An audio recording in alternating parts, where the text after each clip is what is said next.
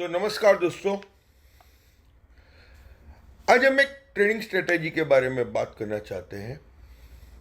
मेरा एक दोस्त है विष्णु जी, बैंगलोर से। वो मेरे अच्छे दोस्त हैं। वो अभी फिलहाल डायरेक्शनल ट्रेडिंग कर रहे हैं, यानी कि आज कुछ लिया, प्राइस पे गया, बेच दिया, आज कुछ बेचा, प्राइस नीचे गया, खरीद लिया और प्रॉफिट कर लिया। तो बीच में मेरी बात हो रही थी, तो वो मुझे बोल रहे थे कि भैया कोई नॉन डायरेक्शनल ट्रेडिंग स्ट्रेटेजी बता दो। तो आज का मेरा मेन टॉपिक है non directional trading strategy. Normally जैसे हमने बोला कि विष्णु जी करते हैं, ऐसे हम सब लोग कभी ना कभी डायरेक्शनल ट्रेडिंग कर ही लेते। जैसे कि आज एक कोई स्टॉक को हमने बाय किया है और स्टॉक की प्राइस ऊपर गई तो हमें पैसे मिलेंगे। और किसी स्टॉक को हमने इंट्राडे में शॉर्ट किया है, शॉर्ट यानी सेल किया है, और उसकी प्राइस नीचे गई तो भी हमें पैसे मिलेंगे। बट आज हम डिस्कस करेंगे कि कैसे हम नॉन डायरेक्शनल ट्रेडिंग करके, बिना कोई डायरेक्शन को डिसाइड करके कि ये बिना हम पैसे कमा सकते हैं। We can make money by capture the time decay. एक ही आंसर है उसका कि हमें जो टाइम डीके होता है ऑप्शन में दो चीजें होती है। एक होता है उसकी इंसेंट्रिक वैल्यू और एक होती है उसकी टाइम वैल्यू। जो टाइम वैल्यू है ना, हम उससे पैसे बना सकते हैं। वो मैं आगे आपको दिखाऊंगा हम कैसे पैसे बना सकते हैं। तो हमें ये नॉन डायरेक्शनल ट्रेडिंग स्ट्रेटेजी करनी क्यों चाहिए? आपके मन में सबसे पहला वाई ये आना चाहिए कि हमें ये करना क्यों है। तो दोस्तों, एक मैं आपके सामने बैंक निफ्टी का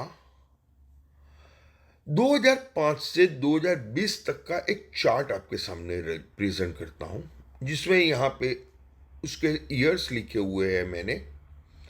अब देखो, 1% से -1% तक बैंक निफ्टी ने टोटल 800 वीक में 24% टाइम उसके बीच में ही बंद रही है। वीकली रेंज है। 2% से -2% के बीच वो अप्रोक्सीमेटली 50% के टाइम रही है। अगर हम बड़ी रेंज ले ले 5 से -5%, तो वो मोस्टली 80% टाइम रही है। उसका मतलब क्या हुआ कि बैंक निफ्टी में वीकली 5% से कम मूव 80 बार आता है और 5% से ज्यादा मूव 20 टाइम आता है। दोस्तों, एक और डेटा मैं आपके सामने प्रेजेंट करता हूं। ये चार्ट है कि बैंक निफ्टी खुला आज सुबह में, तब से ऊपर कितना गया, कितना उसने ओपनिंग से हाई की रेंज निकाली। तो वो चार्ट हमें बताता है कि 4% से ज्यादा जाने की गुंजाइश बैंक निफ्टी की सिर्फ 0.075% है, यानी 1% से भी कम। तो हमारे पास अब ये दो डेटा है। ऑल टुगेदर हमारे पास इतनी यूनिवर्सल जानकारी है कि एक, मार्केट रेंज में ही रहता है जैसे मैंने आपको पहले चार्ट में दिखाया। दूसरा, मार्केट कभी भी बड़ा मूव नहीं दिखाती। और तीसरा, एक इंटरेस्टिंग चार्ट मैं आपको दिखाता हूं। ये थोड़ा समझना मुश्किल है, इतना भी मुश्किल नहीं है। ये एक प्रीमियम का चार्ट है। ये जो काव है ना, वो प्रीमियम है। जो ये पैराथीसिस है ना, वो टाइम डीके है। ठीक है।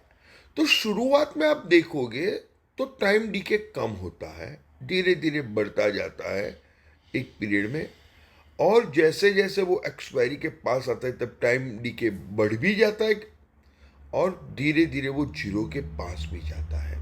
यानी प्रीमियम सब चीजें सही रही, यानी कि मार्केट का लेवल जो सीरीज की स्टार्टिंग में था वो ही रहेगा, उसकी इम्प्लाइड वॉलिटिलिटी सब कुछ, सब अदर सिनारियो सेम रहेगा। तो प्रीमियम धीरे धीरे जैसे जैसे एक्सपायरी डी नजदीक आएगा तब वो जीरो की तरफ मूव करेगा।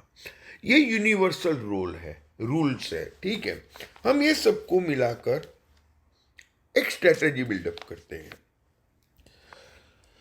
जैसे हमने सबसे पहले ही कहा था आपको कि हम एक नॉन डायरेक्शनल स्ट्रेटेजी करेंगे, ठीक है। तो हम कॉल भी बेचेंगे, पुट भी बेचेंगे, लेकिन कैसे बेचेंगे कि उसके लिए भी हम कोई बेस बना लेते हैं। तो हम उसके लिए प्राइस एक्शन लेते हैं।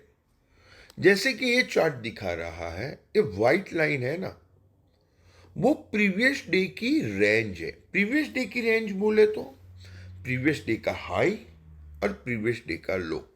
जैसे आप मेरी राइट साइड में आप देख रहे हो, जिसके ऊपर मैंने ट्रेड लिखा है, वो 27th करंट मंथ का चार्ट है और ये 26 का चार्ट है, ठीक है। अब देखो, इसकी 27 को जो मैंने ऊपर की साइड व्हाइट लाइन बनाई है, वो अगले दिन का हाई है। दिख रहा है, ये वही लाइन है।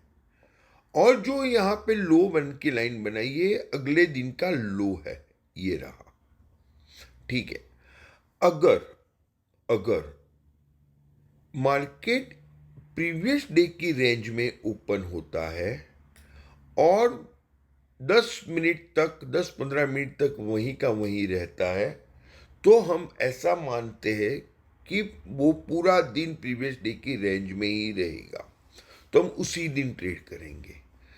जिस दिन वो प्रीवियस डे की रेंज से बाहर निकल जाता है, खुलता है, या 5 मिनट की पहली 2 कैंडल प्रीवियस डे की रेंज को तोड़ देती है, तो उस दिन हम ट्रेड नहीं करेंगे। ओके, अब हमने स्ट्रेटेजी भी फिक्स कर ली, हम कैसे करेंगे। अब बात आती है, जब हम शॉर्ट करते हैं तब सबसे महत्व की बात ये होती है कि स्टॉप लॉस। हम ये स्ट्रेटेजी में जो कंबाइंड प्रीमियम होता है, वो कैसे हम देखते हैं, मैं बताता हूं आपको।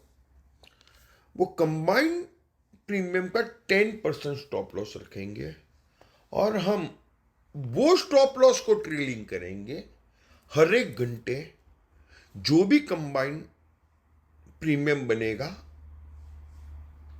उसके 10% से। चलो मैं अब मेरी एक्सेल शीट में लाता हूं। ये जो प्रीवियस डे की हाई है वो 26 ऑफ अक्टूबर की है हाई, और ये 26 ऑफ अक्टूबर का लो है, ठीक है। हाई था 41,533, प्रीवियस डे का लो था 41,021।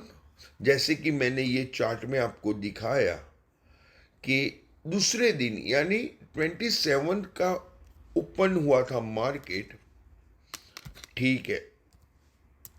कहां पे 41,469, यानी उसके बीच में ही ओपन हुआ था और 5 मिनट उसने सस्टेन भी कर लिया था। तो हम ओपनिंग से उसकी एटीएम निकालेंगे 41,469, तो हम मान लेते हैं 41,500 उसकी एटीएम हुई। तो हम उसका कॉल और पुट दोनों बेच देंगे। तो ये मैं आपको दूसरा चार्ट दिखाता हूं जिसमें कंबाइंड प्रीमियम है। जो 9/15 के टाइम पर वो कंबाइंड प्रीमियम हमें दिखा रहा है कि टोटल प्रीमियम हमें मिला था 289। तो हम इनिशियल स्टॉप लॉस 10% का लगाएंगे, यानी 28.90 रुपये 289 में हम अगर जोड़ देते हैं तो वो बनता है 317.90 रुपये। तो हम 317.90 रुपये का स्टॉप लॉस रखकर ट्रेड में एंटर करेंगे। अब जैसे ही 10 बजेंगे हम देख लेंगे क्या प्रीमियम हुआ कंबाइंड। तो ये चार्ट दिखा रहा है कि तब कंबाइंड प्रीमियम हुआ था 262, तो उसका 10% लगा देंगे, ठीक है। तो हमारा अब ट्रेलिंग स्टॉप लॉस हो जाएगा 288।